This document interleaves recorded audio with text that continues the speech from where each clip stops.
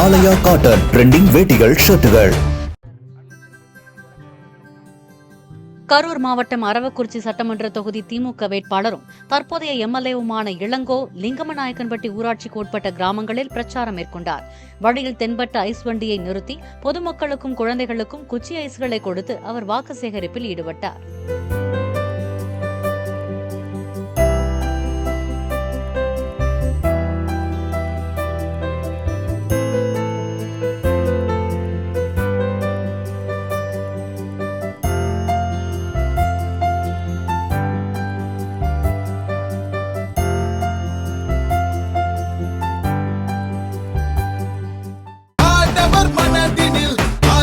ஆலயா cotton trending வேட்டிகள் ஷர்ட்டுகள்.